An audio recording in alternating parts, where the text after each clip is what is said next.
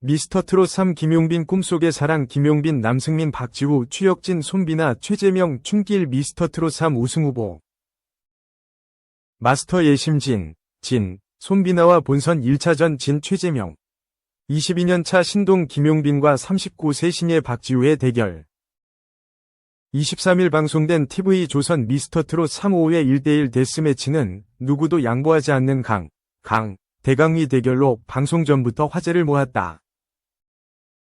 미스터트롯 1에서 마스터 예심 진과 본선 1차전 진이 맞대결 이후 전통처럼 굳어진 대진표 선정 방식이다. 본선 1차전 진이 예심진을 향해 나이 경력장르 상관없이 계급장 떼고 외치는 야, 너 나와 는 진검승부를 예고하는 선전포고다. 여기에 하나 더 늘었다. 현역 최장 경력인 22년을 자랑하지만 이제 33세인 김용빈과 트로트 장르에 이제 도전한 직장부 박지우의 맞대결은 또 다른 명승부를 예고했다. 박지우는 예심에서 눈물 어린 사연과 함께 마음을 녹이는 목소리로 시청자를 사로잡으며 마스터 예심선에 오른 바 있다. 강자들의 대결의 시청률은 전주보다 1.4% 오른 13.3%, 닐슨 전국 유료 가구 기준을 기록했다. 5회 연속 지상파 종편 케이블 포함 동시간대 전 채널 시청률 1위, 5회 연속 전 채널 목요 예능 시청률 1위다. 순간 최고 시청률은 14.8%까지 치솟았다. 이날 최대의 화제 중 하나였던 본선 1차전 팀전 진 최재명과 마스터 예심 진 손비나의 대결. 노래도 관심을 모았지만 사람들 입에 더 오르내린 건 두 사람의 끈끈한 형제애였다. 둘은 피를 나눈 사이는 아니지만 비슷한 상처를 지닌 두 사내는 어느새 대결보다는 형제처럼 서로를 보듬었다. 둘 다 어린 시절 부모의 이혼으로 고등학생 이후 어머니의 손길을 느끼지 못했다고 했다. 최재명은 나훈아의 사모를, 손비나는 역시 나훈아의 막모를 선택했다. 미스터트롯 3이 메인 테마곡인 나훈아의 사내 때문일까? 가진 것 없어도 비굴하지 않았다. 이 세상을 믿었다. 나는 나를 믿었다 하는 사내위 가사가 이들이 무대 위를 꽉 채우는 배경처럼 느껴졌다. 두 사내가 어머니의 부재에 대해 사무치는 심정을 토해내는 방식은 극과 극이었지만 이 노래 한 곡으로 자신의 인생을 압축적으로 펼쳐내는 건 비슷해 보였다. 승자는 손비나였다. 고음을 쏟아내며 절절하게 막모를 내지른 손비나는 마스터 15명 중 11명이 선택을 받아 다음 라운드로 직행했다. 장윤정은 손비나 씨는 나이가 어리거나 경력이 짧은 사람만 발전하는 게 아니구나 하는 점을 보여주는 것 같다. 면서 시즌 11을 허투루 보내지 않은 것 같다고 말했다. 사모를 담담하게 이어간 최재명 역시 마스터의 평가는 극찬이었다. 이번 회차에 미스터트롯 3에 새로 합류한 호랑이 마스터 박선주는 최재명 군의 목소리를 듣고 깜짝 놀랐다 면서 구은 끝나고 다음 소절 넘어가는데 진성장 민호영탁의 목소리가 다 담긴 것 같은데도 들어보면 최재명이라는 독특한 목소리를 부드러운 농도로 끌고 갔다고 말했다. 역시 화제가 됐던 현역 최고참 신동 출신 김용빈과 직장부 눈물의 사연 주인공 박지우의 대결은 김용빈의 14대1 압승이었다. 패티김의 이별을 택한 김용빈의 섬세한 목소리와 공작새처럼 우아한 무대 매너는 흠잡을 데 없었다. 박선주는 김용빈 씨를 많이 칭찬해드리고 싶다. 이 곡이 고음이 있는 것도 아니고 음폭이 넓은 것도 아니지만 많은 테크닉을 할 수 있는데도 굉장히 내려놓고 하셨던 것 같아 칭찬드린다. 정말 오랜만에 노래를 감상했다고 말했다. 장윤정은 용빈 씨는 신동이라는 재능의 본인 선택 여부와 관계없이 노래하면서 혼자 공부하고 연습하며 굉장히 외로웠을 것이라 생각한다 면서 너무 잘 극복하고 노래 실력도 너무 일취월장하고 멋진 남자 가수가 되어준 것에 고맙다는 얘기를 꼭 드리고 싶었다고 전했다. 이에 주저앉아 눈물을 흘린 김용빈은 저의 외로운 마음을 알아주셔서 감사드린다고 밝혔다. 김용빈의 무대는 TV조선 관련 유튜브 공식 채널에서 12시간 만에 80만 뷰를 넘어서는 등 가장 높은 조회수를 기록하고 있다. 이에 맞선 박지우는 김용임의 헐헐헐로 승부수를 걸었지만 이니어에 익숙하지 않은지 노래하던 중에 갑자기 라고 해버린 치명적 실수가 뼈아팠다. 부서별 막내이자 마성의 미성 대결로 역시 화제였던 최연소 유지우와 오비부 최연소 박경덕의 대결은 유지우의 승리로 돌아갔다. 마스터 이찬원에게 조언을 받은 남승민은 이찬원이 미스터 트롯 1회에서 선보였던 나훈아의 울긴 왜 울어를 선보여 현역부 옥샘의 노련미를 제치고 승리를 거뒀다. 퍼포먼스 대결로 이어진 추혁진과 일본 오리콘 차트 1위 출신 홍성호의 데스매치는 추혁진의 승리로 막을 내렸다. 1대1 데스매치는 패자 부활로 2명이 추가로 다음 라운드에 합류할 수 있다. 2. 8억 주택 포기 김대호. 옆집 구매. 영화방 오른쪽 화살표 사우나까지 2호집 공개. 나훈산. 24일 방송된 MBC 예능 나 혼자 산다. 이하 나훈산에서는 호장기 김대호, 이장호, 기안 84가 다시 뭉친 모습이 그려졌다. 앞서 김대호는 구해줘 홈즈를 통해 8억 원의 주택을 알아보고 이사를 결정했지만 결국 원래 살던 9옥의 리모델링을 하기로 마음먹었다.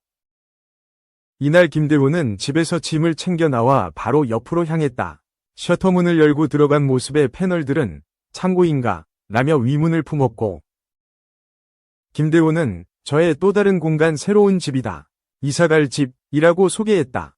2호 집은 원래 살던 집 바로 옆집이라는 것. 김대호는 두 집 살림하고 있다 라며 맨 처음 이사 왔을 때 뒷집까지 나의 공간으로 쓰고 싶다는 생각을 했다. 마침 뒷집이 매매가 나왔다. 담벼락에 매매 전화번호가 있어서 매매 의사를 밝혔다 라고 설명했다. 이를 들은 전현무는 호시탐탐 노리고 있었구나 라고 너스레를 떨었다. 두 번째 집은 공사 시간이 5개월이 걸려 완성한 집으로 여기가 옛날 집이다 보니까 방이 많다. 중정을 기준으로 디귿자로 방들이 나열되어 있다. 방 하나하나를 어렸을 때부터 가진 로망을 실현하고자 했다 라고 설명했다. 김대호 2호 집은 문을 열면 식물원 느낌을 주는 듯한 느낌의 중앙정원이 나왔다. 코드쿤스트는 무슨 스토어 같다 라며 자신이 살 비바리움을 만들었다 라고 감탄했다. 김대호는 제가 식물들을 좋아해서 인조 이끼를 깔았다 라고 말했다. 중앙정원 위에는 큰 천창을 만들어놨고 현관 왼편에는 비바리움 방이 마련되어 있었다. 김대호는 비바리움이 유일한 취미이다. 다른 방보다 조금 더 넓게 했다 라고 설명했다. 뿐만 아니라 VR 겸 영화방, 홈시어터가 있었고 그는 영화를 볼 수 있는 방 누구나 꿈꾸지 않냐. 빔 프로젝트를 보면서 혼자만의 시간을 갖고 싶었다 라고 말했다. 이어주 유방, 술방도 만들어 왔다. 술로 꽉 채운 방에 대해 제가 워낙 술을 좋아하니까 술, 음료 종류 쫙 모아놓고 제가 위치부터 시작해서 군데군데 제 의견이 다 들어갔다 라며 아는 동생이 폐업을 해서 가져온 소품들도 선보였다. 만화방까지 공개한 김대호는 원래 집은 잠을 자는 곳이고 옆집은 하고 싶은 것만 모아놓은 놀이터다. 삶과 취미를 완벽히 분리시키고 싶었다 라고 밝혔다. 심지어 두 집은 지붕이 연결되면서 지붕으로 넘나들 수 있다고. 기안 84가 연결다리 설치 여부를 묻자 김대호는 미끄럼틀을 설치할까 했다 라고 털어놨다. 이에키는 이건 쇠기 오브 쇠기다 라고 했고, 전현무도 진짜 포기한 거니? 결혼이라고 쇠기를 박았다. 그런 가운데 김대호는 이번에 그래서 또 빚냈다. 제 자력으로, 제 신용으로 대출했다 라며 신용으로 대출받아 리모델링했다고 밝혔다.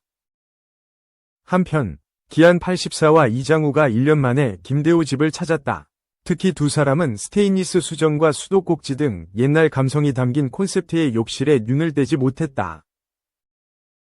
이어 이장우는 욕실 한켠에 건습식 사우나가 있는 것을 발견하곤 흥분의 소리를 지르기까지 했다. 로망 실현을 완벽하게 해낸 김대호는 좋아하는 것만 꽉꽉 눌러 담았다 라고 뿌듯함을 드러냈다. 3. 점집서, 무속인 처참히 살해한 범인. 7명 여성과 열애 중 용감한 형사들 4. 지난 24일 방송된 티캐스트 2채널 예능 프로그램 용감한 형사들 4에서는 과학수사대 KCSI, 윤해출 전 경무관, 김진수 경감이 출연해 사건의 범인을 찾아나갔다. 이웃집에 신고로 출동한 형사들은 칼에 깊이 찔려 장기가 쏟아져 나온 처참한 광경을 목격한다. 부검 결과 온몸에 자창이 5군데나 있었음에도 저항은이 전혀 보이지 않아 수사 초반엔 면식범의 소행으로 추정됐다. 하지만 피해자 주변인 중 용의선상에 올릴 만한 인물은 찾을 수 없었다. 수사가 미궁으로 빠지려던 찰나 형사들은 이웃집 사람의 결정적인 증언을 듣게 됐다. 이웃집 사람의 주장은 사건이 발생한 당일 오전 2층 점집에서 악하는 소리가 들렸다는 것이다. 잠시 후 어떤 남성이 계단을 내려왔고 수상함을 느낀 목격자는 남성의 차 번호를 메모해뒀던 것. 해당 차량은 이미 수배령이 내려진 도난 차량이었고 경찰은 해당 남성을 유력 용의자로 특정했다. 용의자의 행방이 묘연한 가운데 도난된 차량으로 수배를 내렸지만 끝내 차량을 추적하지 못했다. 범인의 휴대전화 기록을 살펴보던 형사들은 가장 자주 통화한 번호 7개를 추렸고 7명이 모두 여자임을 알게 됐다.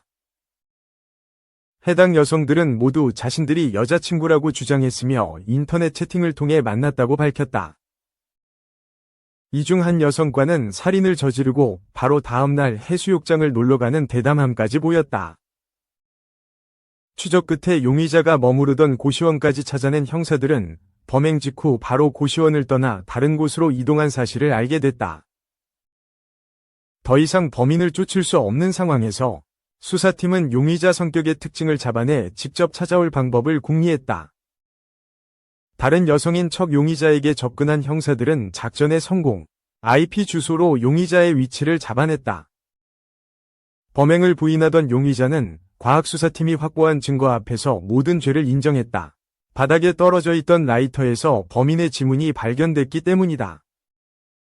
출소 후 벌이가 넉넉지 않았던 범인은 채팅으로 만난 여성이 200만 원을 요구하자 본격적으로 범행을 시작했다. 범인은 피해자를 죽일 생각은 없었지만 소리를 지르자 놀래서 찔렀다며 우발적 살인임을 주장했다.